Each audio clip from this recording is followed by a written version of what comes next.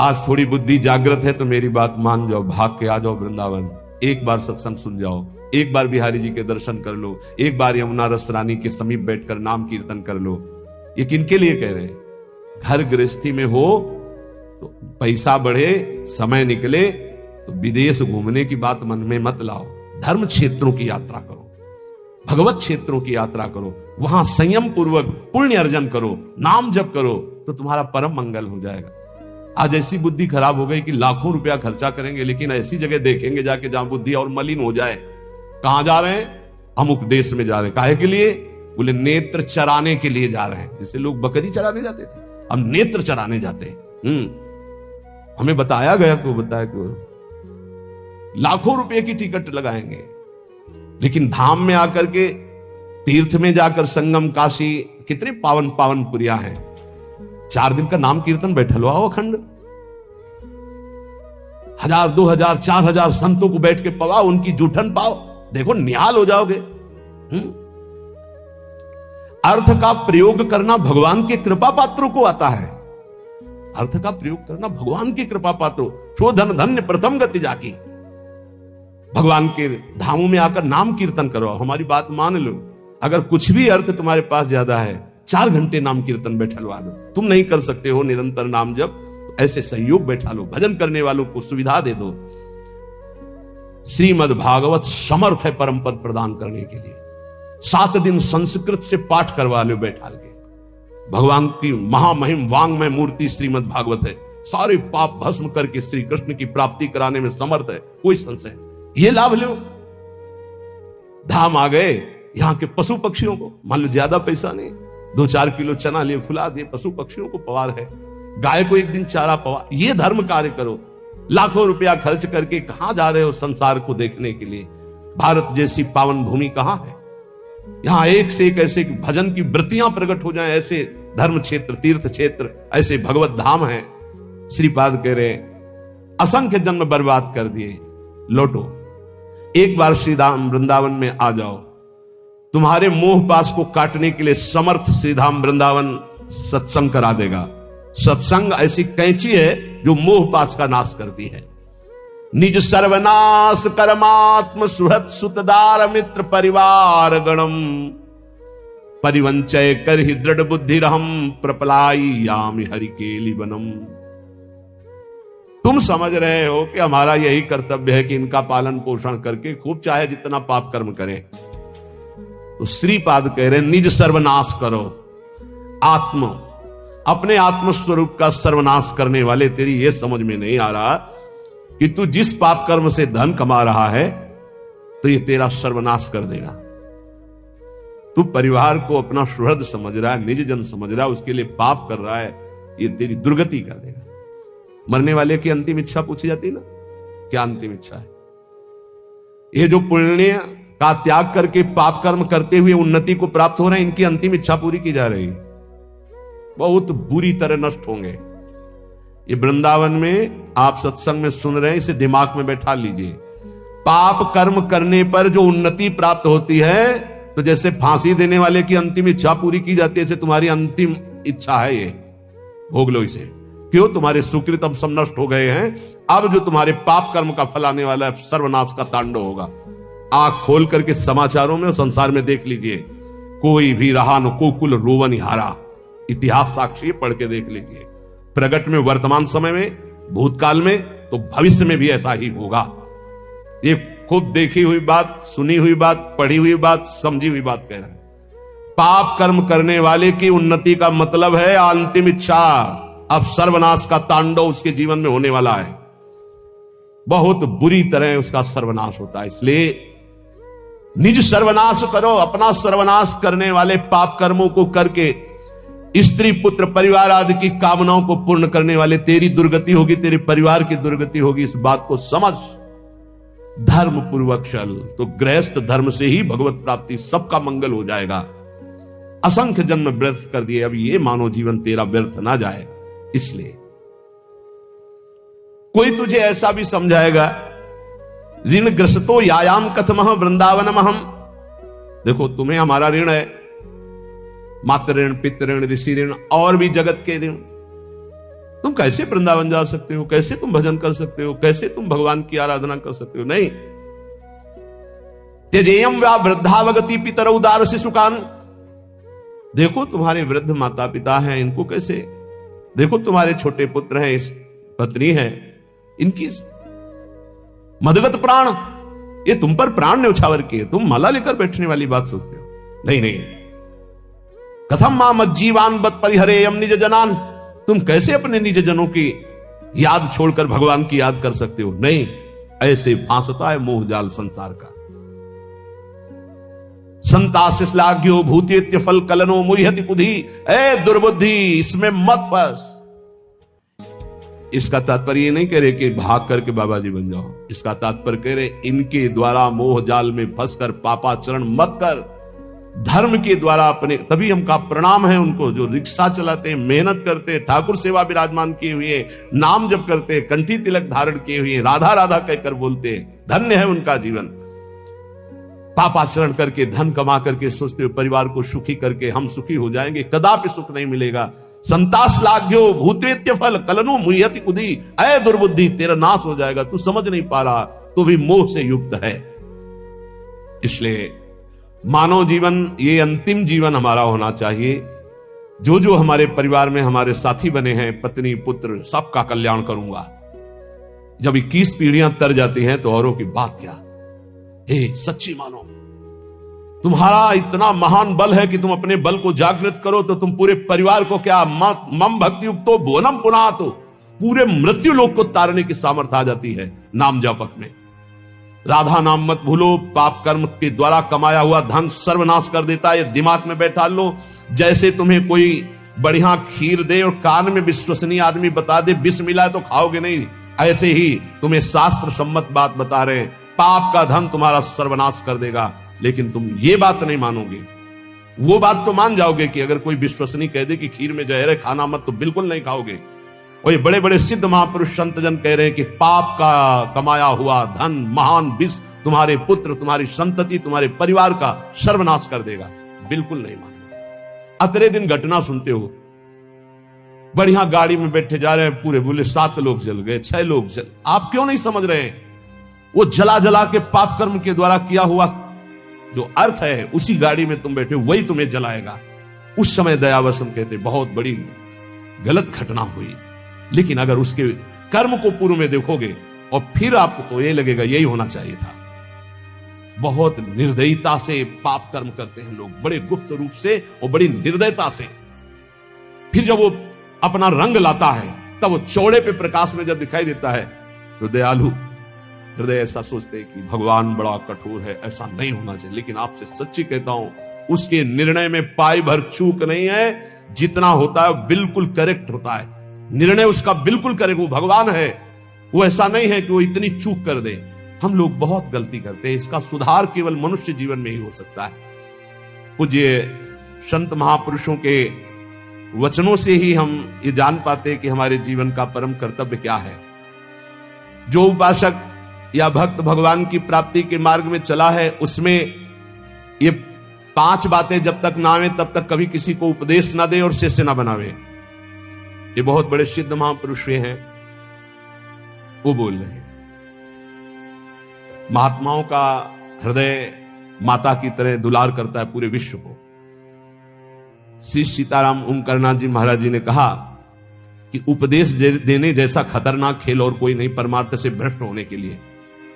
परमार्थ से भ्रष्ट होने के लिए उपदेश देने जैसा कोई खतरनाक खेल नहीं। बहुत बड़े महापुरुष हैं, क्योंकि उसमें देहाभिमान पुनः जागृत हो जाता है और कामादि दोषों की बाहुल्यता, भोगों की बाहुल्यता, सम्मान प्रतिष्ठा की बाहुल्यता, और वो नष्ट होने में देर नहीं लगती।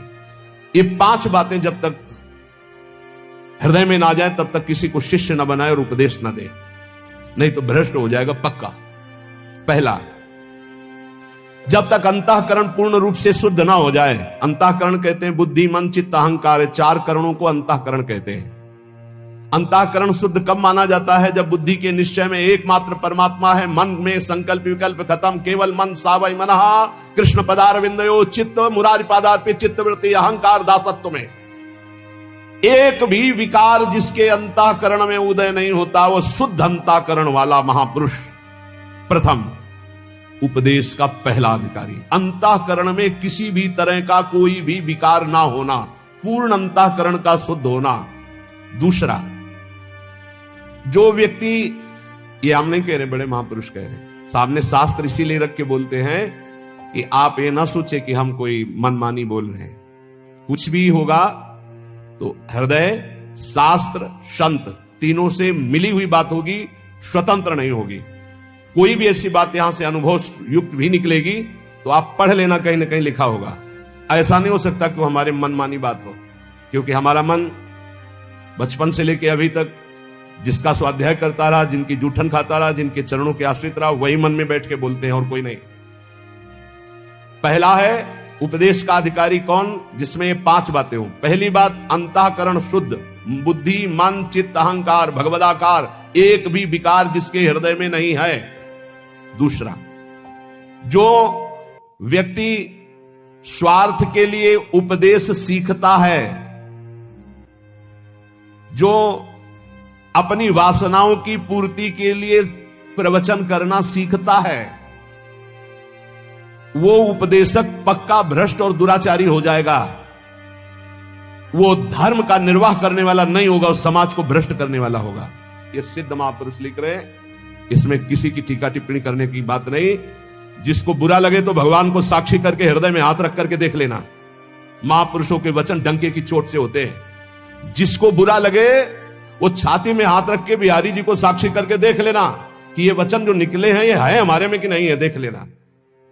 यहां केवल जबान की बात नहीं होती, छाती की बात होती है। जो व्यक्ति स्वार्थ पूर्ति के लिए, अर्थ प्राप्ति के लिए, वासनाओं की पूर्ति के लिए प्रवचन सीखता है, उपदेश सीखता है, दूसरे को उपदेश करता है, वो उपदेशक दुराचारी हो जाएगा, भ्रष्ट हो जाएगा, धर्म को नष्ट करने वाला बनेगा। तीसरा, जिसने अपनी वाणी में सत्य का अनुष्ठान नहीं किया, जिसने अपने आत्मस्वरूप का बोध नहीं किया, जिसकी वृत्ति निष्काम नहीं हुई, जो जगत से भगवत भाव रूप से संबंध नहीं की, वो बड़े से बड़ा विद्वान भी भ्रष्ट हो जाएगा।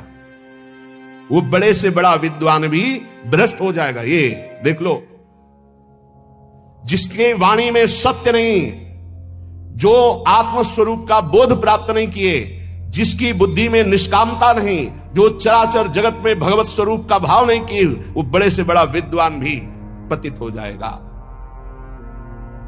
चौथा, उपदेशक ब्रह्म विद्या और निदिध्यासन दोनों साथ में, अर्थात शब्द ब्रह्म का ज्ञान और पर ब्रह्म की अनुभूति दोनों। जो शब्द ब्रह्म का ज्ञान और पर ब्रह्म की अनुभूति से युक्त होगा, उसमें अमानिना मान देना, निर्माणता सबसे बड़ा सद्गुण होगा, निष्कामता उसके स्वभाव में होगी। ऐसा उपदेशक संसार के धर्म की प्रतिष्ठा करके सबको सुख प्रदान करता है। पांचवा, जो स्वयं अपने मन को कृष्णाकार कर चुका है, जो इष्ट के प्रेम में डूबा हुआ है, जिसका केवल इष्ट से दृढ़ विश्वास और संबंध है, जो इष्ट के स्मरण में डूबा हुआ उपदेश करता है, जो दुनिया में एकमात्र परम स्वतंत्र सत्ता श्री भगवान की देखता है, जो सबका परम मंगल करने का उद्देश्य रखकर, केवल उद्देश्य रखकर भगवत चर्चा करता है, उसका उपदेश देना यथार्थ धर्म का प्रकाश करने वाला होगा। ब्रह्मबोध होना शास्त्रों के स्वाध्याय का फल है। भगवत प्रेम होना इस समस्त साधन और भक्ति का यथार्थ फल है। नहीं सो सब धर्म कर्म जर जाऊ, जहां राम पद पंकज भाऊ। जब तक प्रभु के चरणों में प्रेम ना हो जाए या तत्वबोध ना हो जाए, तब तक उपदेश नहीं करना चाहिए। ऐसा महापुरुषों का नहीं तो लिखा हुआ है। जो व्यक्ति स्वार्थ के लिए, जो धन के लिए, वासना के लिए, सम्मान के लिए, सुख सुविधा के लिए सीखता है और उसका उपदेश करता है, उसका चरित्र भ्रष्ट हो जाता है। महापुरुषों ने जो कहा है वो अपने अनुभव से कहा है। पहले अपने आप की जो माया जनित वृत्ति है उसको हटाओ और मुक्त हो जाओ, तब दूसरों को मुक्त करने की बात सोचिए। पहले अपना कल्याण करो, जग का कल्याण स्वयं होगा। यह शास्त्रीय सिद्धांत है। पहले खुद की वृत्तियों को ठीक करो, पहले खुद काम क्रोध विजयी बनो, पहले खुद निरंतर नाम जप का रसास्वादन करो, फिर बोलोगे तो निहाल कर दोगे। पूज्य श्री रामचंद्र डोंगरे जी महाराज, सुना है प्रगट में, आंखों से अश्रु बह रहे हैं, ग्रीवा झुकी हुई है, सामने ठाकुर जी हैं, और ऐसी कथा पूज्य श्री मथुरादास जी, सुना है, बड़े बड़े महापुरुष, और कथा की और उठे और चल दिए।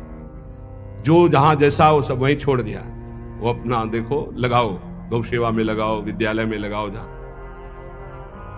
परमहंस पूज्य श्री रामचंद्र डोंगरे जी, बड़े बड़े महापुरुषों को देखा।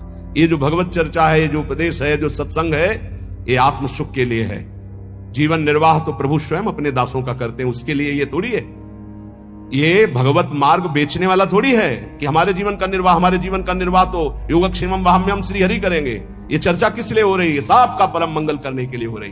स्वांता सुखाय तुलसी रघुनाथ गाथा। जो अपनी इंद्रियों पर नियंत्रण करता है वही दूसरे की इंद्रियों को विषयों से निकाल सकता है, अन्यथा नहीं। जो खुद इंद्रियों का गुलाम है वो दूसरे को इंद्रिय विजेता कैसे बना सकता है? एक बार किसी महात्मा के पास कोई माई गई अपने लाला को लेके, कहा लाला हमारा गुड़ खाता है, हमारी बात तो नहीं मानेगा, आप पर श्रद्धा रखता है, आप मना कर दो। तो कहा 1 हफ्ते बाद आना। वो 1 हफ्ते बाद आया, बच्चा गुड़ खाने से दांत में कीड़ा पड़ जाएंगे, पेट में कीड़ा पड़ जाएंगे, ठीक नहीं है, नहीं खाना चाहिए। माँ ने कहा तुम उसी दिन क्यों नहीं बता दिया? महाराज 1 हफ्ते बाद क्यों बुलाया? बोले मैं भी गुड़ खाता था, इसलिए पहले 1 हफ्ते छोड़ा तब उपदेश किया। जो अपनी इंद्रियों पर विजय प्राप्त नहीं किए हुए है वो दूसरों की इंद्रियों को विषयों से कैसे हटा सकता है? धर्म का मार्ग बड़ा सूक्ष्म है, ये अनुभव के द्वारा ही समझ में आता है, शब्द पढ़ने से नहीं आता है। जो धर्म की सूक्ष्मता को जानता है वही धर्म का उपदेश करके सबके हृदय में धर्म को जागृत करता है। सबके हृदय में धर्म, उसको जागृत करना है। जिसने एक श्री भगवान के स्मरण को मजबूती से पकड़ लिया है उसको किसी की खुशामद करने की जरूरत नहीं अपने भरण पोषण के लिए। श्री भगवान को जिसने पकड़ लिया उसको किसी की खुशामद करने की जरूरत नहीं अपने भरण पोषण के लिए। दुर्जनों के लिए ये सज्जन पुरुष ही हैं जो उनकी कटुता, उनकी गाली, उनके अपमान को सहकर उनका कल्याण करते हैं। केवल प्रवचन से कल्याण नहीं हो जाएगा जब तक सज्जनता, साधुता नहीं आएगी।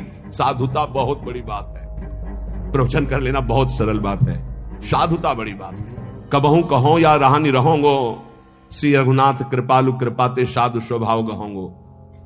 परहित निरत निरंतर मन क्रम वचन नेम निभाओगो।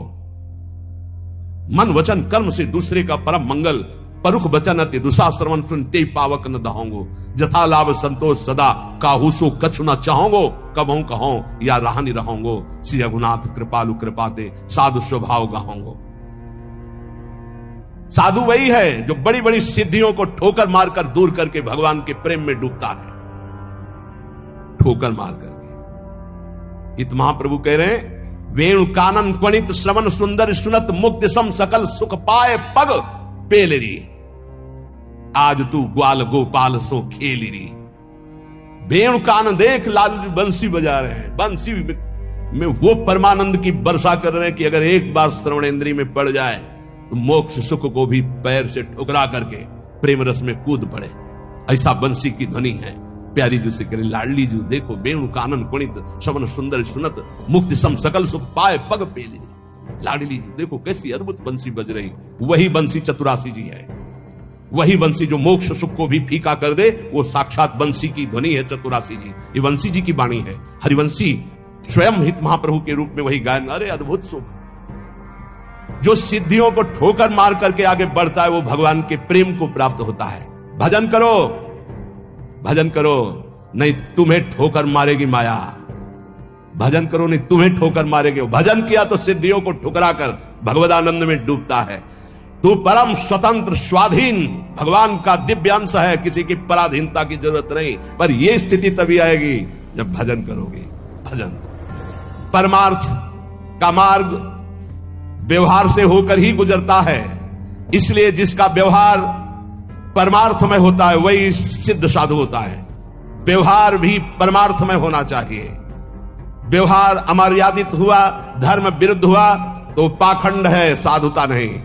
व्यवहार बिल्कुल शुद्ध, तस्मात् शास्त्रम प्रमाणन्ते कार्या कार्यो व्यवस्थितो, शास्त्र के अनुसार होना चाहिए।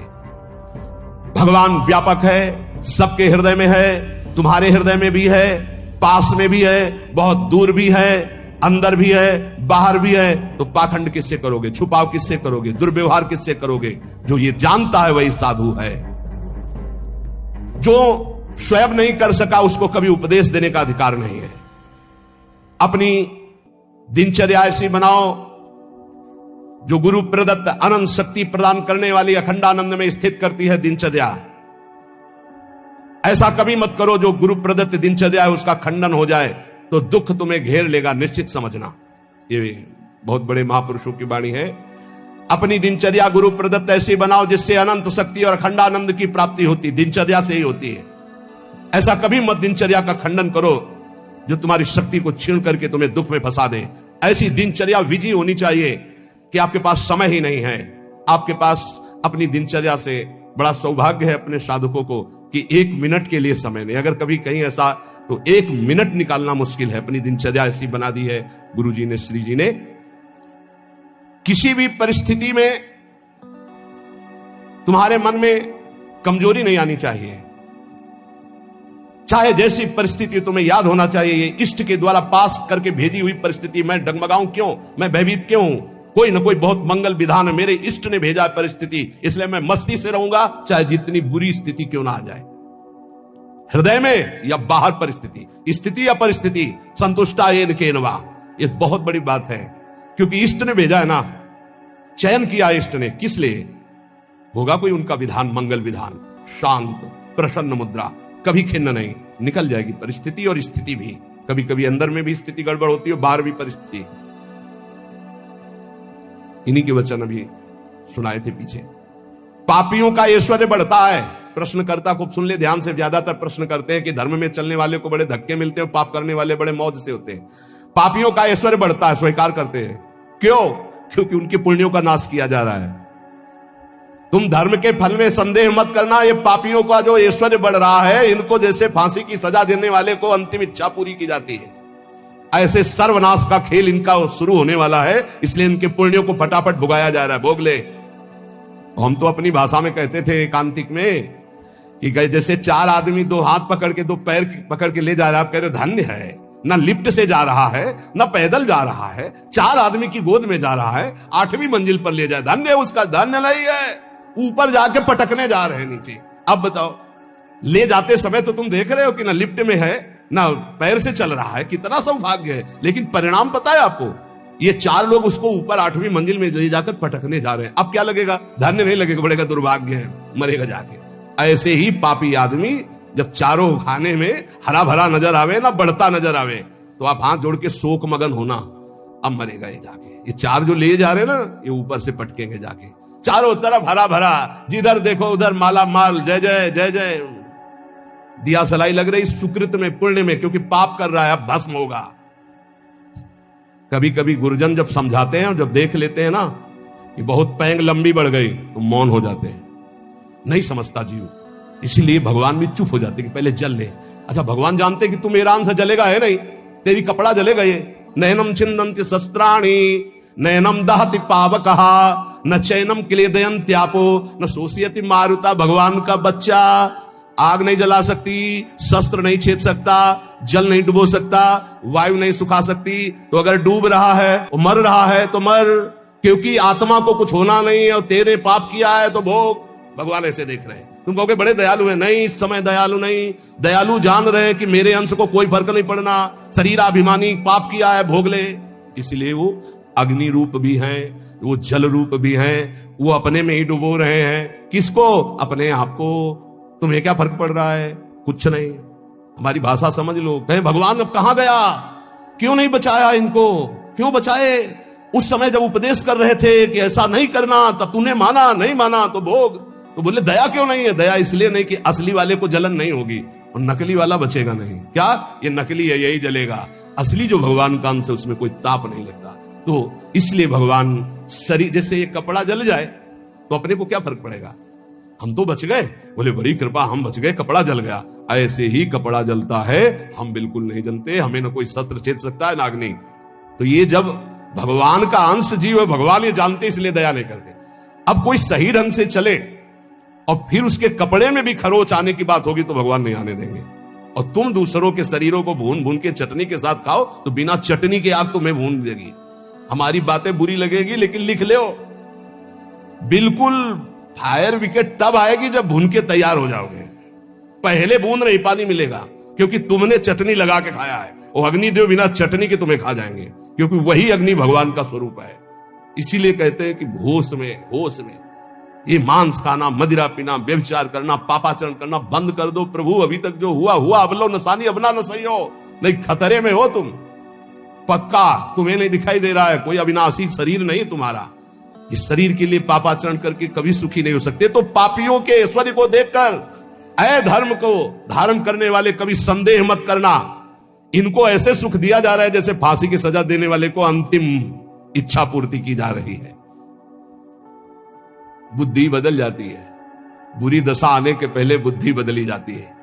आप ना आवे ताई तहां ले जाए, वहीं ले जाएगी जहां उसका नाश होना है। बहुत सावधानी से कोई गलती हो जाए, कोई पाप हो जाए तो तत्काल महापुरुषों से मिलो, संतों से कि हमने ये अपराध कर दिया, उसका प्रायश्चित बता दो या हमें दंड दे दो और आगे से कभी नहीं करूंगा, अब मुझे उपाय बता। वो जो बोले, वृंदावन की परिक्रमा लगा लो, उपवास कर लो, ऐसा कर लो, बस बिना विचारे कर दो। उनके वचन से पाप नष्ट हो जाएंगे। क्रिया मात्र तो केवल एक निमित्त है, उनके वचन के तुम ये कर लो, ये ठीक हो जाएगा। तुम्हारा जीवन नष्ट नहीं हो पाएगा। यदि कोई गलती हो जाए तो उसका प्रायश्चित कर लो। देखो, जो भगवान का भजन करते हैं, कभी भगवान से कुछ मांगते नहीं, उनकी पूरी जिम्मेवारी भगवान स्वयं ले लेते हैं। अगर तुम मांगना ही है तो भगवान से भजन मांगो, भजन कि मेरा निरंतर भजन बनता रहे। तुम अल्पज्ञ हो, भजन के सिवा और जो भी मांगोगे वो धोखा हो जाएगा, कोई लाभ नहीं है। ध्रुव जी को भी बड़ी अशांति हुई थी परम पद मिलने, अटल पद भी मिलने के बाद। यदि तुम भजन करने वाले हो तो तुम्हारी निंदा होगी पक्का।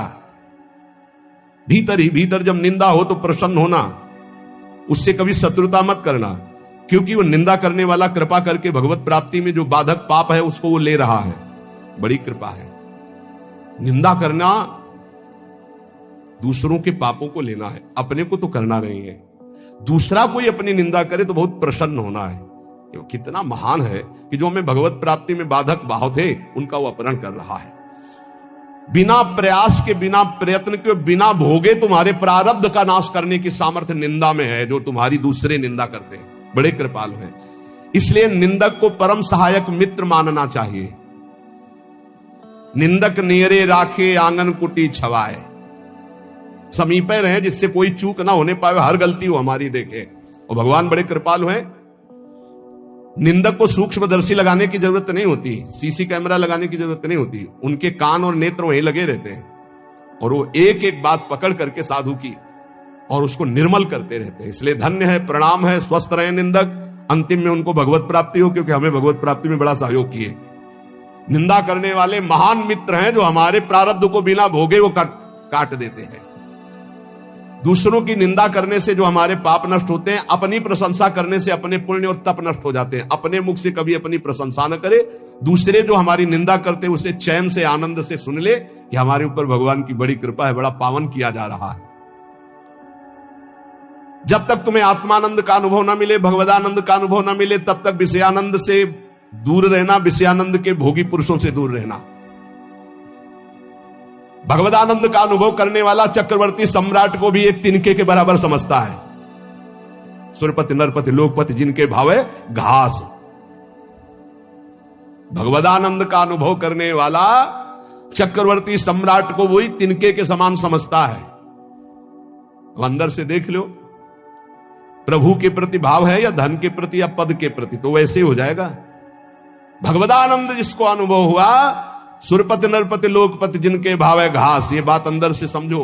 अपमान किसी का करना नहीं, पर अंदर से किसी के प्रति ऐसा भाव न रहे कि धन को लेकर, रूप को लेकर, अभिनय को लेकर, पद को लेकर के हमारा गर्व है कि हमारे पास अमुक आए, हमारा गर्व है कि हमारे पास परमहंस आए, अवधूत आए। हमारा गर्व, ये उनका सौभाग्य है कि उनको एक बार इस रज में माथा रखने का सौभाग्य मिला। ऐसा करो कि अब कुछ करना ना पड़े। ऐसा करो कि मां के गर्भ में वास अब ना करना पड़े। ऐसा करो कि मनुष्य जन्म अभी आखिरी जन्म हो और हम श्री भगवान को प्राप्त हो जाए। अगर माली से संबंध रखोगे तो पुष्प वाटिका का कोई भी फूल तुम चयन कर सकते हो। ऐसे ही यदि तुम भगवान से संबंध रखोगे तो अनंत ब्रह्मांड भगवान की पुष्प वाटिका है। किसी भी ब्रह्मांड में स्वतंत्र रूप से तुम जा सकते हो। कैसे? जैसे माली के होकर बगीचे में घूमो, आनंद ले रहे हो, कोई फर्क नहीं पड़ता। लेकिन एक जंगल में जाके भटक गया है वो, और एक जो माली के साथ उसी जंगल में आनंद ले रहा है वो, एक जो जेल में कैदी बना है वो, और एक जो जेलर बनकर वहां कैदियों के बीच में है वो, दोनों में अंतर है। अब कैदी बन के नहीं रहना, अब जेलर बन के रहना है। अब भटकना वाला नहीं स्वरूप है, अब माली के साथ रहकर भ्रमण करना है, आनंद लेना। अनंत ब्रह्मांड मेरे स्वामी के हैं और स्वामी की स्मृति के साथ कोई भय नहीं। अब ये कर्म बंधनों की जेल में नहीं रहना, ये मनुष्य शरीर पाकर अब स्वतंत्र होना है। ये बात अंदर बैठा लो। विषयी का संग साक्षात काले सर्प के संग के समान समझो। विषयी पुरुष का संग, ये विषयी पुरुष विष के समान हैं। इनके स्पर्श से, इनके संभाषण से, इनके दर्शन से इनके शरीर में चिपटे रहते हैं ऐसे परमाणु, जो तुम्हारे अंदर आएंगे और तुम्हारे भजन को जलाकर राख कर देंगे, भजन की वृत्ति को जला के राख कर देंगे। जितनी जल्दी हो सके अपने को जलने से बचाना चाहते हो तो विषयी पुरुषों का संग छोड़ दो। संगम त्यजेत मिथुन व्रतिनाम मुमुक्षु, बहुत बड़ी बात है, इसको अंदर से समझ ले। प्रयत्न करो। विषयी पुरुषों का संग साक्षात भयावह विषधर सर्प के समान है, वो तुम्हारी समस्त साधना को चौपट कर देगा। विषय की अग्नि की चपेट में तुम अध्यात्म शक्ति को भस्म कर दोगे। इसलिए दूर, हमको यही देखना है। जब भगवान मोहिनी रूप के पीछे भाग रहे थे ना, तो बड़े बड़े जो पद्मासन लगाए बैठे थे, तो मोहिनी भगवान ऐसे करते हैं, देख लो, ये वो हैं जो ब्रह्मबोध प्रदान करते हैं, और मेरा ये वो रूप है जो ऐसों को भी पीछे दौड़ा रहा। भगवान के मोहिनी रूप का ऐसे ही ये भगवान उदाहरण देते रहते हैं, भगवान ही उपदेश दे रहे हैं। पक्का समझिए, बहुत बहुत विचित्र, अतिशय प्रबल देव तो माया, जो शास्त्र कह रहा वैसे चलोगे बच जाओगे। यहां सत्संग के द्वारा हमको ये समझना है कि हमें जो मिला बहुत कीमती चीज है, परमार्थ बहुत कीमती चीज है। इसको छीनने के लिए बहुत माया रंग रचेगी। अगर आप कोई वासना लेकर इस मार्ग में चलेंगे तो वही वासना अंतर की माया जानकर तुम्हारे आगे जाल फेंक देगी और तुम्हें रोक लेगी। इसलिए सत्संग के द्वारा जल्दी से जल्दी वो वासना काट दो जो तुम्हें गिराने वाली है। उस वासना का संयोग होने पर भागो, ना कि उसको स्वीकार करो। पहले प्रयत्न करो, फिर प्रार्थना करो। पहले बचने की कोशिश करो। जब आपको लगे कि अब गिरा, तो फिर भगवान से प्रार्थना कर दो कि तत्काल मुझे बचा लो। यदि कोई ऐसी विपत्ति आ जाए तो पहले बचने की कोशिश करो, भागो विवेक के द्वारा। अगर नहीं संभल पा रहे तो इष्ट को पुकारो, देर मत करो। विषयी पुरुष का आश्रय और संग आपको नष्ट कर देगा। बहुत बहुत सावधान, बहुत सावधान। मतलब ये भले भजन कम हो, पड़े रहो, भगवान की प्राप्ति हो जाएगी, क्योंकि भरोसे पे पड़े रहने वाला ही महान संत बनता है। लेकिन संग किसी का ना हो। असंग, असंगता बहुत बड़ी सिद्धि है। चाहे गृहस्थ में हो चाहे विरक्त में, अपने को बचाओ। जो आपके सुकृत को, आपके भजन को लूटने वाले लोग हैं, ऐसे लोगों से बचो। सदा इतना तो ज्ञान तुम्हें होना चाहिए कि तुम्हें उचित फंसाया जा रहा है या अनुचित फंसाया जा रहा है। लेकिन अनुचित फंसाने वाले बहुत अमृत जैसे लगते हैं। इस मार्ग में चलने वाले पथिक की बुद्धि ऐसे धोखा देती है, अनुचित फंसाने वाले अमृत जैसे लगते हैं। बहुत बहुत किसी भी गृहस्थ के द्वारा दी हुई सेवा श्री भगवान ने निमित्त बनाकर उसे भेजा है, ऐसे माना जाता है। एहसान कभी नहीं माना जाता। ध्यान रखना, साधुता में, जो साधुता में निमित्त माना जाता है। जैसे आप आए और कुछ, तो हम ये देखते हैं मेरे प्रभु आए हैं, मेरे आराध्य देव, इस रूप का जो निमित्त बनाकर हमारे पास भेजना मेरे आराध्य देव। तो हमारी आसक्ति आराध्य देव में, ना कि उस व्यक्ति में। अगर व्यक्ति में तो गया, ये चाहे गृहस्थी में चाहे विरक्ति में, बात अंदर से समझ लीजिएगा। सदा अंदर से विचार करते हुए कि हम उचित कर रहे हैं या अनुचित।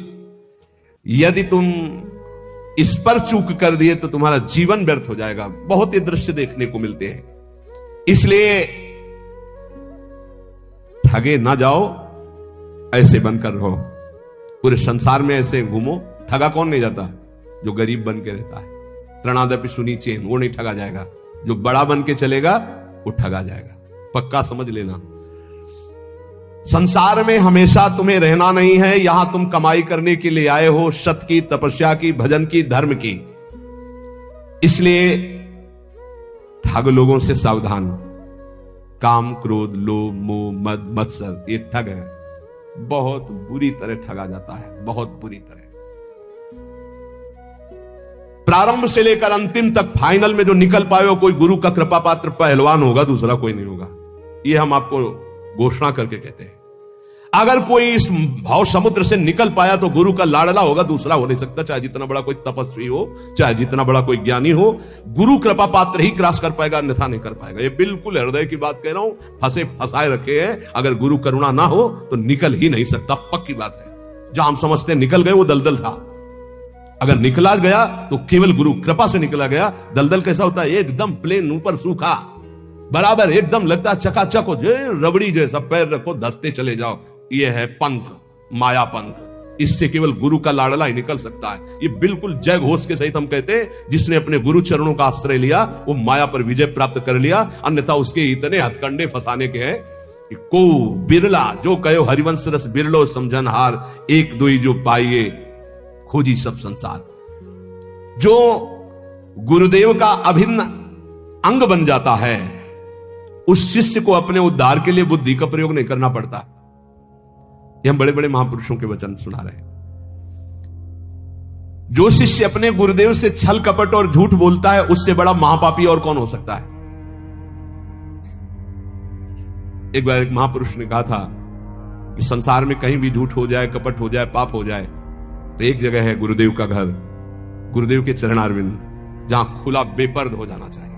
बेपर्द का मतलब, महाराज ऐसी गलती हुई, ऐसे पापी हुए, ऐसा नीच, वहां बिल्कुल भय मत करो, झूठ मत बोलो, छल कपट मत करो। वो तुम्हें डांटेंगे, भगा देंगे, तिरस्कार करेंगे, कभी हमारे सामने मत आना, जा ऐसा, वो सब पाप नष्ट हो जाएंगे। यहां कह रहे जो गुरुदेव का अभिन्न अंग बन जाता है, उस शिष्य को अपने कल्याण के लिए बुद्धि लगानी नहीं पड़ती। और जो गुरुदेव के सामने छल कपट और झूठ बोलता है, उससे बड़ा कोई पाप नहीं होता। कहां मोचन करोगे? सब पापों का मोचन करने वाले तो सदगुरुदेव भगवान है। भारी से भारी वैष्णव अपराध बन गया हो कोई भी, एक तो वो उपाय बताएंगे कि जाओ उन्हीं के पैर पकड़ो, नहीं हो रहा, अगर वो कह दें कि जाओ चाहे कुछ नहीं, सब ठीक हो जाएगा, बिल्कुल संशय मत करो, कोई अपराध नहीं लागू होगा। ये हम तस्मात् शास्त्रम प्रमाणम की बात कह रहे हैं। गुरु माफ कर दे तो विश्व का भारी से भारी अपराध माफ हो जाता है। अगर कितना भी बड़ा अपराध बन गया हो और गुरुजी उलट कर ये कह दे कोई बात नहीं, जाओ कोई बात नहीं, तुम्हारा निश्चित सारे अपराधों से अपने आप प्रायश्चित हो गया उनके एक शब्द कहने से, कोई बात नहीं, जाओ कोई बात नहीं। बड़े से बड़े अनर्थ का नाश गुरुदेव के एक शब्द से हो जाता है, जाओ कोई बात नहीं। वेद शास्त्र को सामने रखकर अत्याचार, अनाचार करना, झूठ बोलना, कपट करना, तो क्या तुम्हें यह पता नहीं कि प्रभु घट घटवासी हैं? क्या वो प्रभु नहीं देख रहे कि तुम शास्त्र को सामने रख करके क्या आचरण करते हो, क्या बोलते हो? शास्त्र, गुरुदेव, यही तो तुम्हारे कल्याण के लिए है। कम से कम शास्त्र का प्रवचन, शास्त्र की वार्ता, गुरुदेव के शब्द, गुरुदेव के प्रवचन, गुरुदेव की वार्ता, इसी तो अपने जीवन में सत्य मानकर उतारो। एक मनुष्य ने प्रश्न किया गुरुदेव से कि महाराज, भगवान नाम से सुना है कि सब काम हो जाता है, तो फिर संध्या, तर्पण, यज्ञ, दान, ये सब करना चाहिए कि नहीं करना चाहिए? तो उत्तर दिया गुरुदेव ने कि जैसे हल चलाने के लिए बैल ही जोता जाता है, हाथी नहीं जोता जाता है। हाथी से कभी हल नहीं चलाया जाता, बैल ही हल जोतने में लगाया जाता है। इस प्रकार जैसे दान देना है या संध्या तर्पण आदि करना है या और अन्य कार्य है, भगवान नाम बड़ा महान साधन है, उसको केवल भगवत प्राप्ति के लिए रखो। व्यवहार में जो कर रहे हो, ये दान है, ये पुण्य है, ये तीर्थ स्नान है, या संध्या तर्पण है, या और ये सब छोटे छोटे कार्य हैं, इनके लिए नाम का प्रयोग ये जहां जैसा अवसर आवे वैसा कर दो। अपनी नाम निष्ठा को प्रकाशित मत करो और नाम को केवल भगवान के लिए रखो। अजित भगवान को जीतने के लिए नाम है, उसका साधारण कार्यों में प्रयोग नहीं, उसका साधारण कार्यों से समानता मत रखो। वो एक असीम अनंत सामर्थ्यशाली सुमिर पवन सुत पावन नामो अपने बस करी राखे रामो। महाराज, कई लोग ऐसा कहते हैं कि स्त्रियों को गुरु मंत्र नहीं लेना चाहिए, स्त्री का तो एकमात्र पति ही भगवान है, पति का ही सेवन करने से उसे भगवत प्राप्ति हो जाती है। तो ये कहां तक सत्य है महाराज?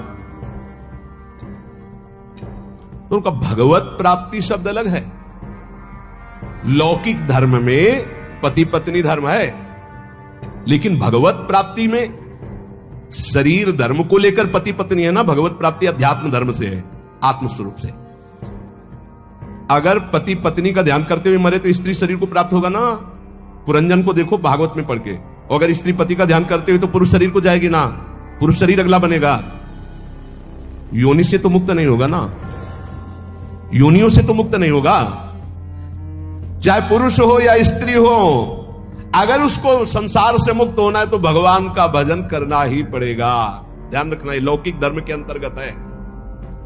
शास्त्रों में पति की सेवा करते हुए, पति की आज्ञा में रहकर संयम नियम पूर्वक खूब नाम जप करते हुए भगवत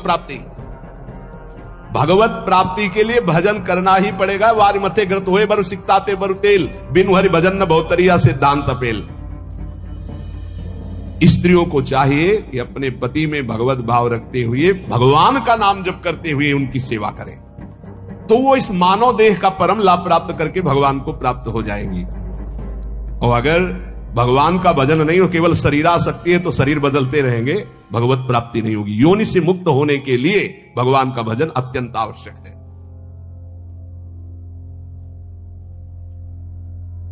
पति यदि परमात्मा का ध्यान करता है, स्त्री भजन नहीं करती, तो कहते हैं कि पति का हिस्सा पत्नी को मिल जाता है। ये छोटे छोटे इसलिए प्रश्न प्रायः ये सबके रहते हैं, ये भी प्रश्न हुए।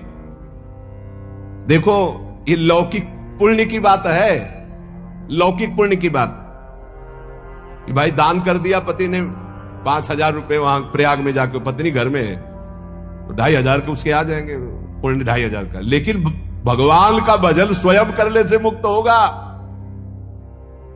भगवान की प्राप्ति, जीवन मुक्तता स्वयं भजन करने से होगी।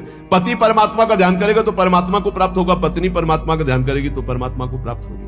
भगवत प्राप्ति एक अलग चीज है। और यदि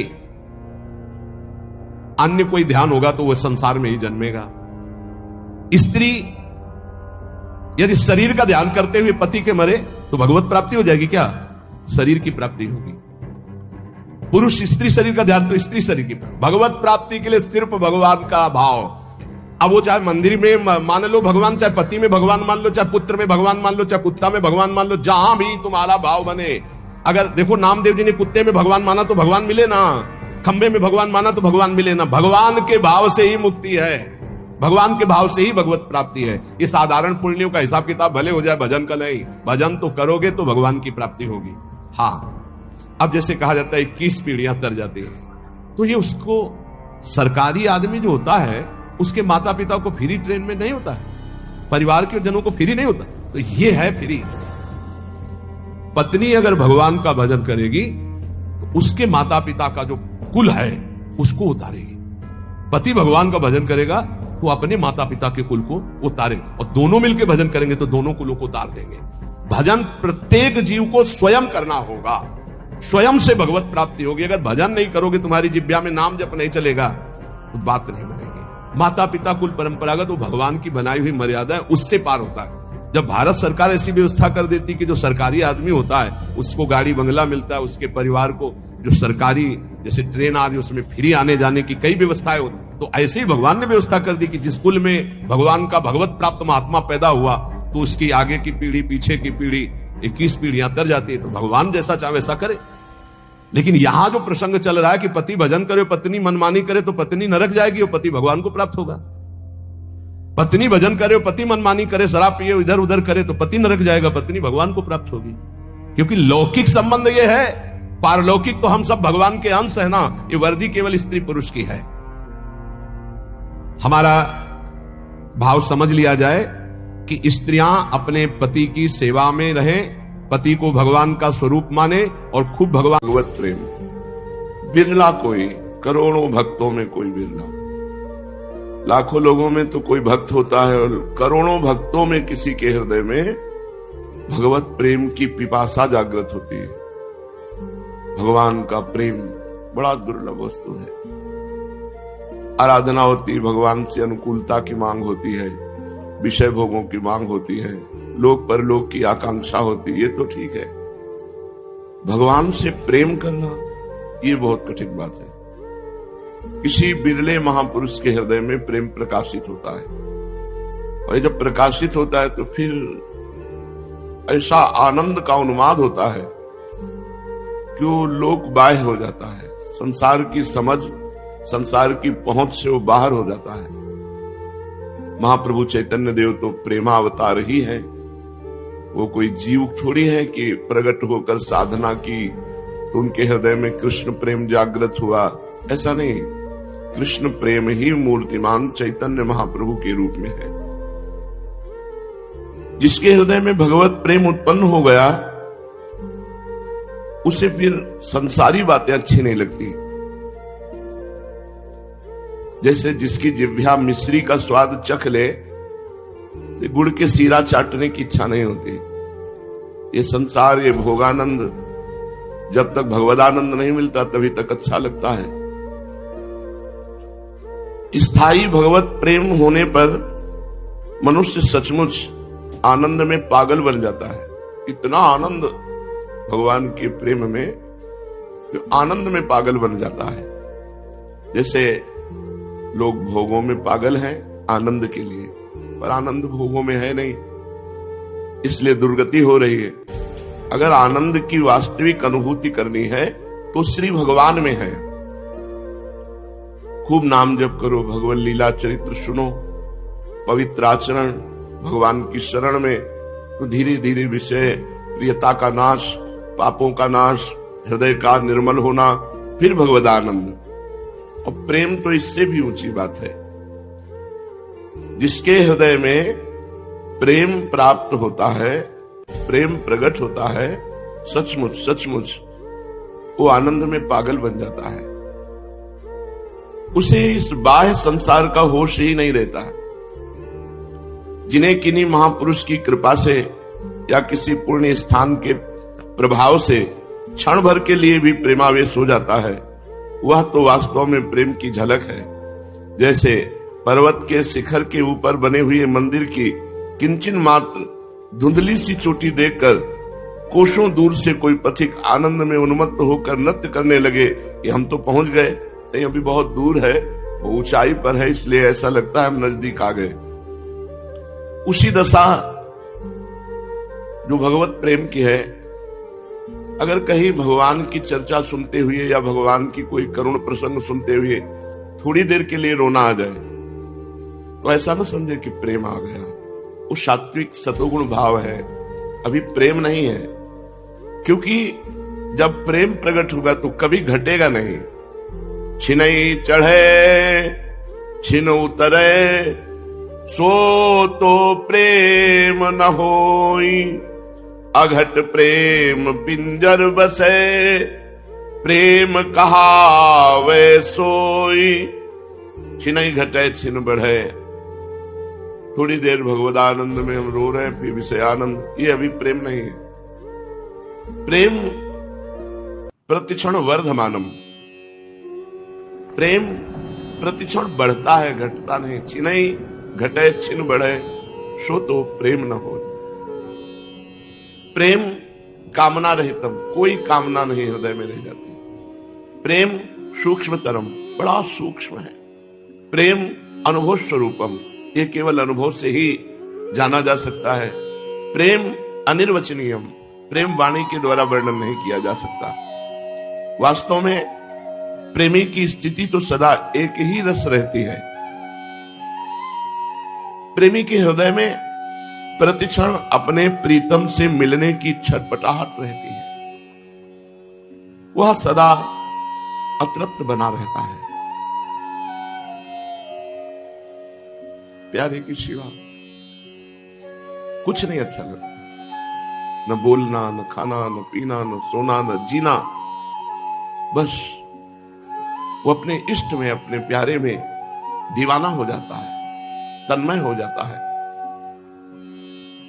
उसका प्रीतम उसे चाहे या ना चाहे, इसकी परवाह नहीं होती प्रेमी को।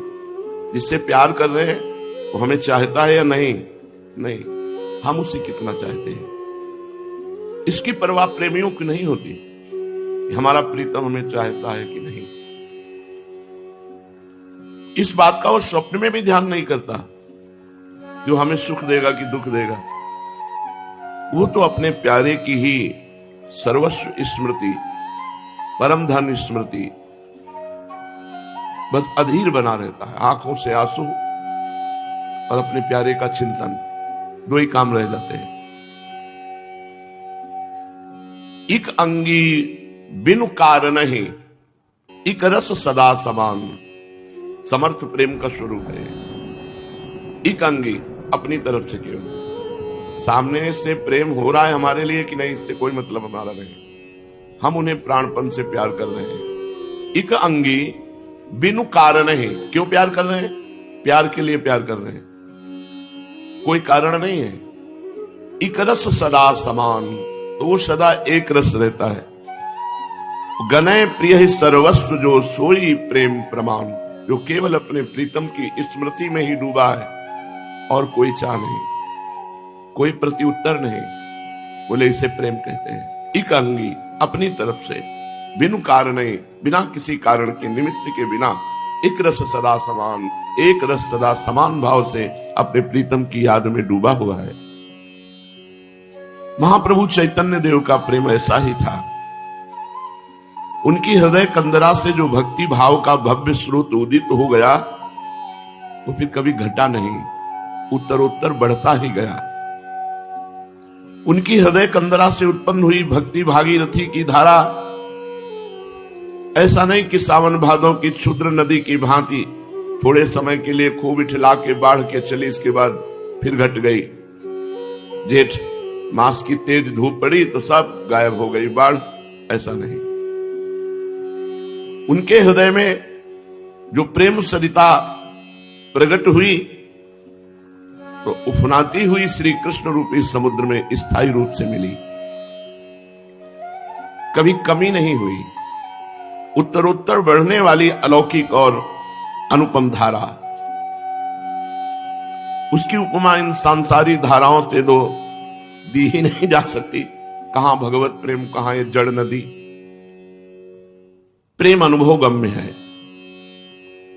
महाप्रभु जब से गया धाम में ईश्वरपुरी जी ने ये मंत्र दिया, तब से उन्माद अवस्था आने लगी प्रेम की। उनकी विचित्र दशा हो गई।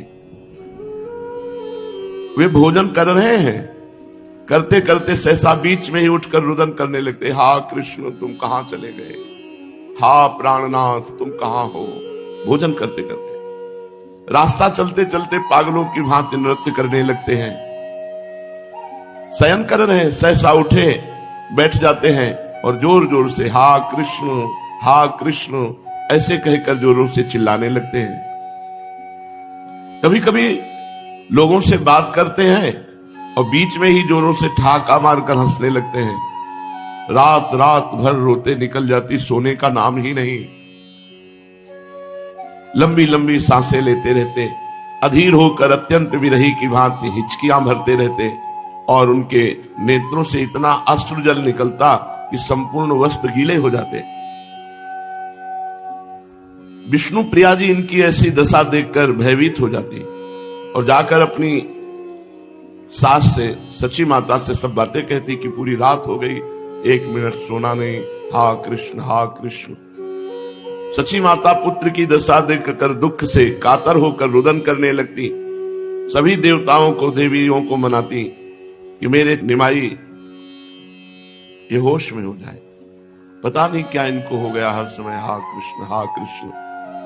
वे करुणा भाव से अधीर होकर भगवान के चरणों में प्रार्थना करती कि प्रभु आप जानते हो इस दीनहीन कंगालिनी विधवा के एकमात्र पुत्र के ऊपर एक कौन सा भाव आ गया है, यही हमारा सहारा है। अगर ये भी ऐसे रहेंगे तो क्या हमारा जीवन। कृपा करो प्रभु, दया करो। मैं कभी धन नहीं चाहती, भोग नहीं चाहती, सुंदर वस्त्राभूषण, सुस्वादु भोजन की इच्छा नहीं। बस मेरे प्यारे निमाई का जीवन अच्छा रहे, मेरी आंखों का तारा ये निमाई स्वच्छ और निरोग बना रहे, यही मेरी प्रार्थना है। माता बार बार निमाई के मुख की ओर देखती और उनकी ऐसी दयनीय दशा देखकर अत्यंत ही दुखी होती। अब महाप्रभु जो भी काम करना चाहते उसे पूरा नहीं कर पाते। काम करते करते उन्हें अपने प्राण प्यारे श्री कृष्ण की याद आ जाती और उन्हीं के वियोग में चिल्लाने लगते, हा कृष्ण, हा प्राणनाथ, और बेहोश हो जाते। ठीक ठीक कोई कार्य न कर पाना, भोजन भी नहीं कर पाते, स्नान संध्या पूजा ये सब बंद हो गए। कृष्णाकार वृत्ति, मुख से निरंतर श्री कृष्ण के मधुर नामों का ही अपने आप उच्चारण होता रहता है। किसी की बात का उत्तर भी देते हैं उसमें भगवान की अलौकिक लीलाओं का वर्णन करते हुए। किसी से बातें करते हैं तो केवल श्री कृष्ण के ही संबंध की, अर्थात वे श्री कृष्ण के सिवा कुछ जानते ही नहीं। श्री कृष्ण ही उनके प्राण हैं, श्री कृष्ण ही उनके धन है, श्री कृष्ण ही उनके सर्वस्व हैं।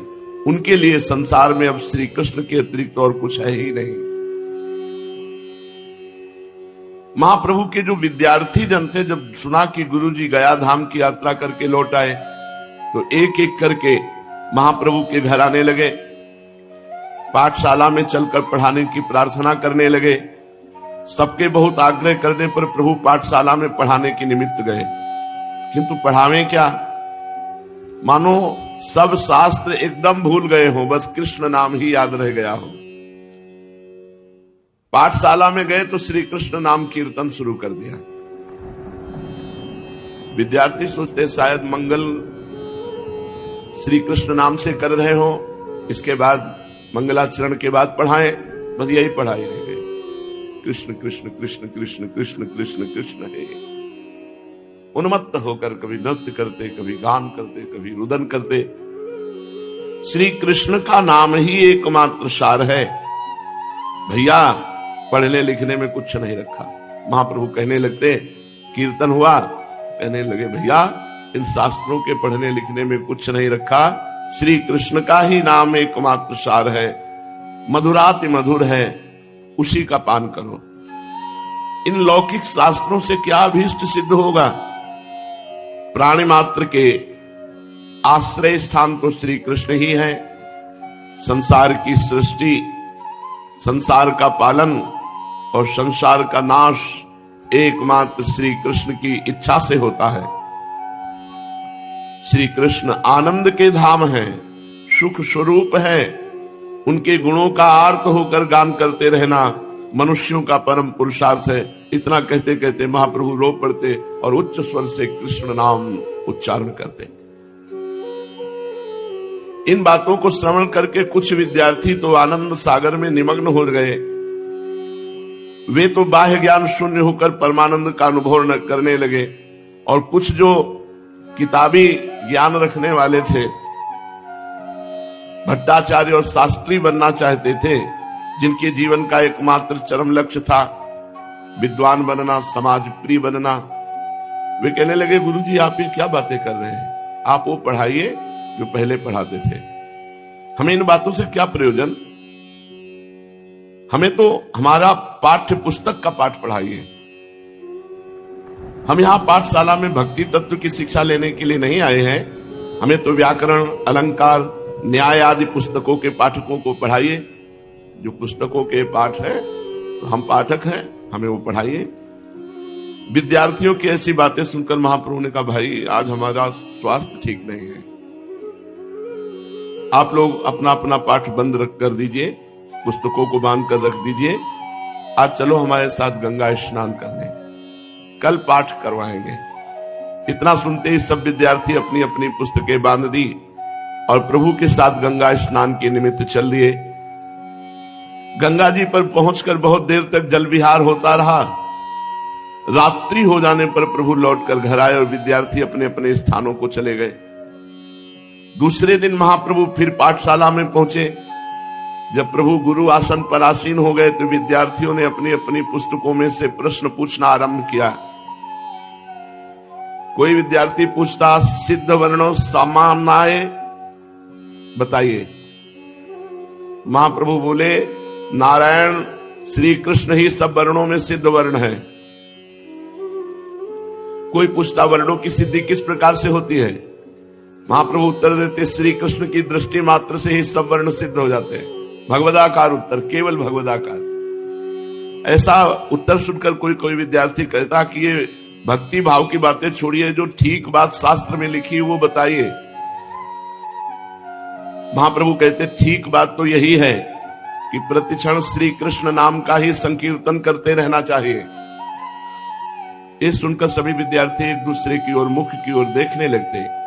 कोई तो चकित होकर महाप्रभु की श्रीमुख की ओर देखने लगता, कोई कोई धीरे से कह देता, दिमाग में गर्मी चढ़ गई है। दूसरा उसे धीरे से धक्का देकर कहता, नहीं ऐसा मत कहो। प्रभु अब जो उत्तर देते श्री कृष्ण परख उत्तर देते।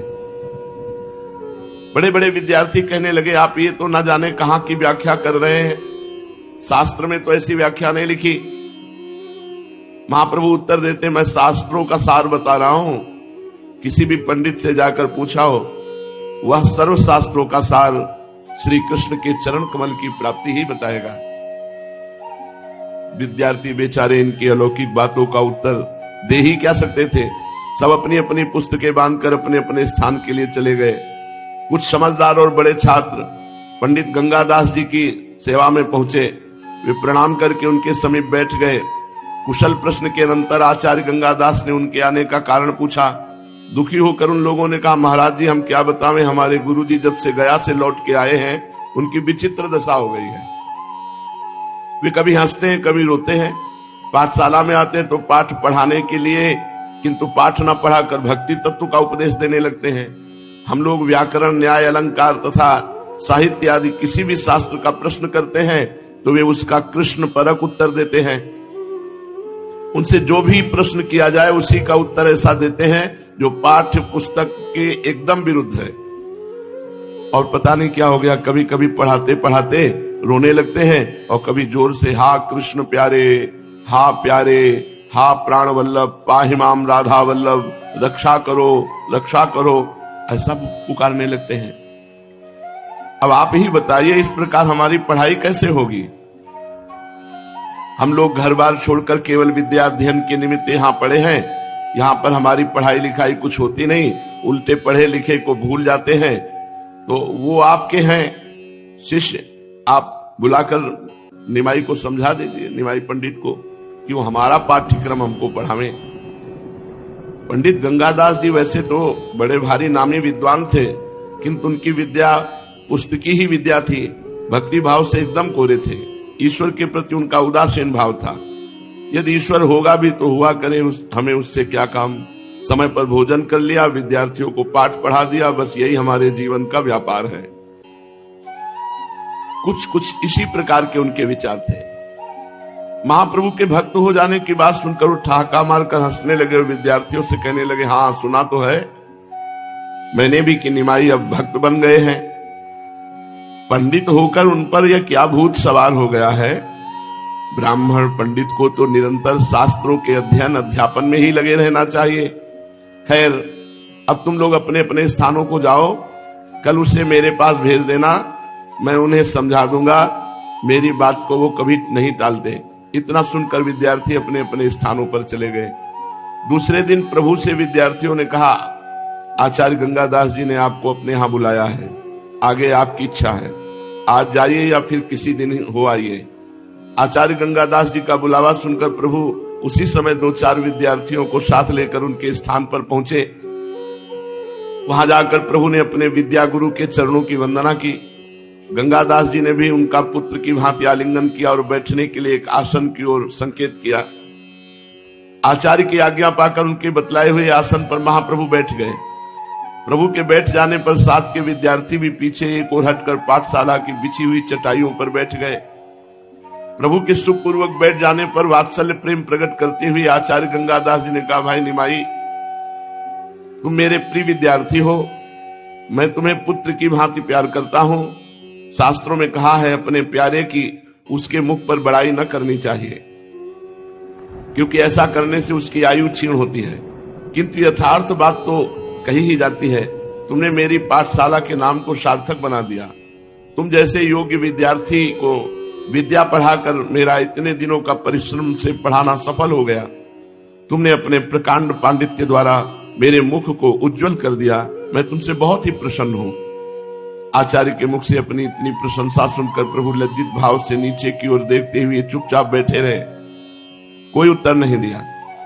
आचार्य गंगादास जी फिर कहने लगे, योग्य बनने के अनंतर तुम अध्यापक हुए। तुमने पढ़ाने का कार्य भी यथेष्ट किया, जिससे तुम्हारी ख्याति प्राप्त हुई। तुम्हारे सभी विद्यार्थी सदा तुम्हारे शील स्वभाव की तथा पढ़ाने की सरल सुंदर प्रणाली की प्रशंसा करते रहे।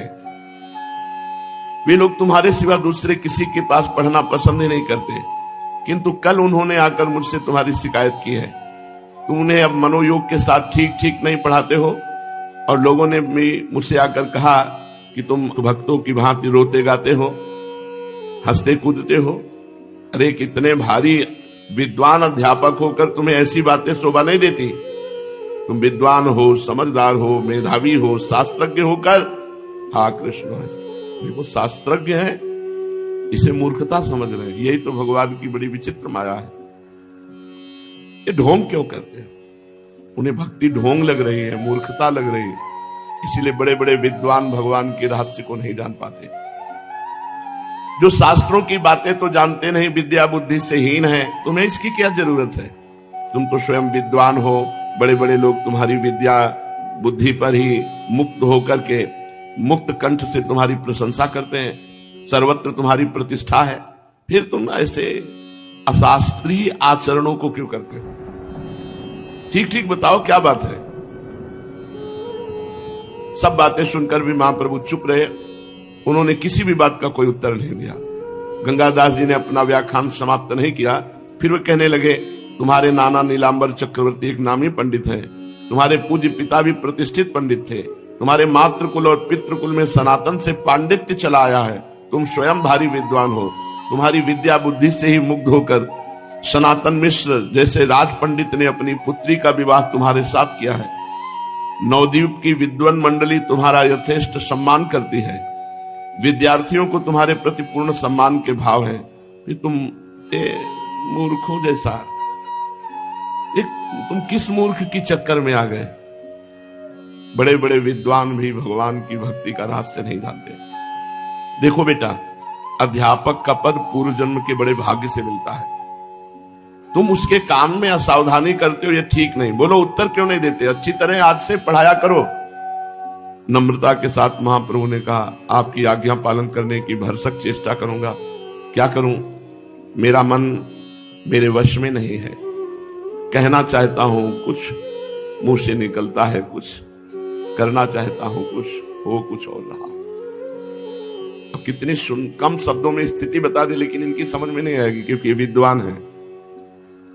गंगादास जी ने प्रेम के साथ कहा, सब ठीक हो जाएगा, चित्त को एकाग्र रखो। तुम तो समझदार आदमी हो, मन को वश में करो, सोच समझ कर बात का उत्तर दो।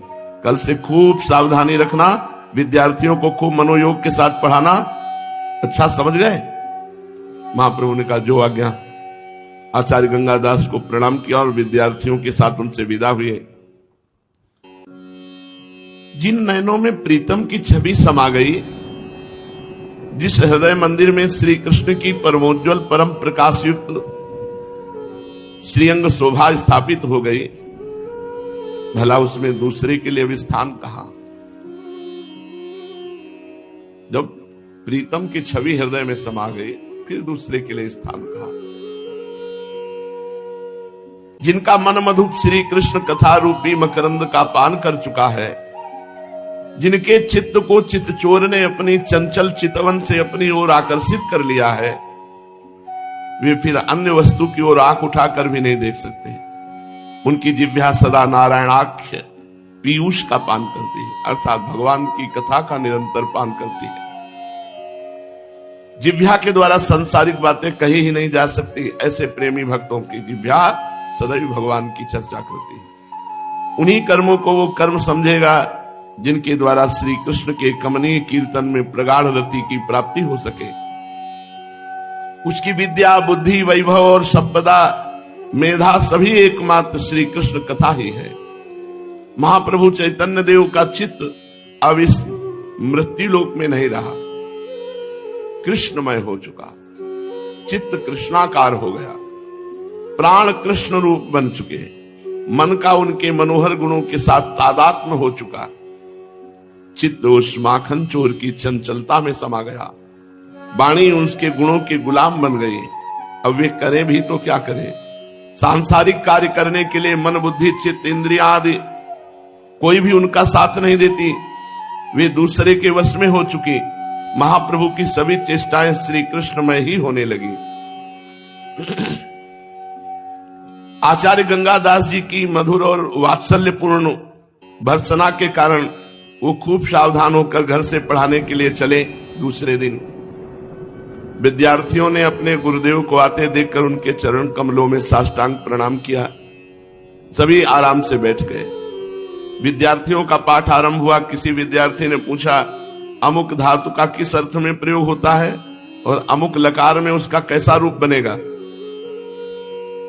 भावावेश में आकर महाप्रभु कहने लगे, सभी धातुओं का एक श्री कृष्ण के ही नाम में समावेश हो सकता है।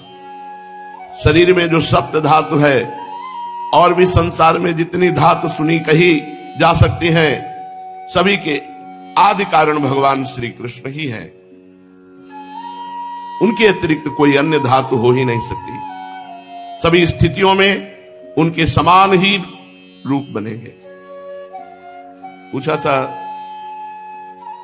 कि इस अमुक धातु का क्या अर्थ है और उसमें लकार होगा तो कैसा रूप बनेगा? महाप्रभु ने कहा, सब धातुओं का अर्थ श्री कृष्ण है और श्री कृष्ण का रूप समान होता है। भगवान का रूप नील श्याम है। उनके श्री विग्रह की कांति नवीन जलधर की भांति एकदम स्वच्छ हल्के नीले रंग की सी है। उसे वैडूर्य या घन की उपमा तो साक्षात चंद्र न्याय से दी जाती है। असल में तो वो अनुपमेय है। किसी भी संसारी वस्तु के साथ भगवान के रूप की उपमा दी ही नहीं जा सकती। प्रभु के ऐसे उत्तर को सुनकर विद्यार्थी कहने लगे, आप तो फिर वैसी ही बातें कहने लगे। धातु का यथार्थ अर्थ बताइए, पुस्तक में जो लिखा है उसी के अनुसार कथन कीजिए। महाप्रभु ने अधीरता के साथ कहा, धातु का यथार्थ अर्थ तो यही है जो मैं कर रहा हूं। इसके अतिरिक्त मैं और कुछ कह ही नहीं सकता। मुझे तो इसका वही अर्थ मालूम पड़ता है, आगे आप लोग जैसा समझें।